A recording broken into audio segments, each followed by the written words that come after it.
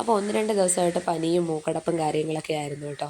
അപ്പോൾ അതൊക്കെ കഴിഞ്ഞതിന് ശേഷം പനി മാറിക്കഴിയുമ്പോൾ എൻ്റെ ഏറ്റവും വലിയ ആഗ്രഹം എന്ന് പറയുന്നത് ഒന്ന് നന്നായിട്ട് കുളിക്കുക എന്നുള്ളതാണ് കേട്ടോ. പനി മാറുന്നതിലുപരി നന്നായിട്ടൊന്ന് കുളിക്കാൻ വേണ്ടി ഞാൻ ഇങ്ങനെ ഈഗർലി വെയിറ്റ് ചെയ്തിരിക്കാറുണ്ട്. അപ്പോൾ പനി മാറിക്കഴിഞ്ഞ് കുളിക്കുന്നതെന്ന് പറയുന്നത് പൊതുവെ ഒരു ലാവിഷായിട്ടുള്ള പരിപാടിയാണ് എന്നെ സംബന്ധിച്ച്. അപ്പോൾ ഞാൻ മുടങ്ങിക്കിടന്ന സ്കിൻ കെയറും ഹെൽത്ത് കെയറും ഹെയർ കെയറും എല്ലാം ശ്രദ്ധിക്കാറുണ്ട്. അപ്പോൾ ഞാൻ ആദ്യം ചെയ്യുന്നത് ചെമ്പരത്തി താളിയാണ് കേട്ടോ.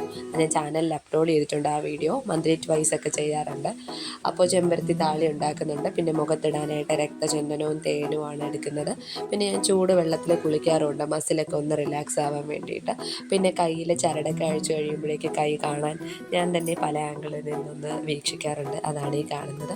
പിന്നെ അതൊക്കെ കഴിഞ്ഞതിന് ശേഷം കുളിച്ചിറങ്ങുമ്പോൾ ഉള്ളൊരു ഫീൽ എൻ്റെ സാറേ, അത് പറയാതിരിക്കാൻ ഒരു രക്ഷയില്ല കേട്ടോ.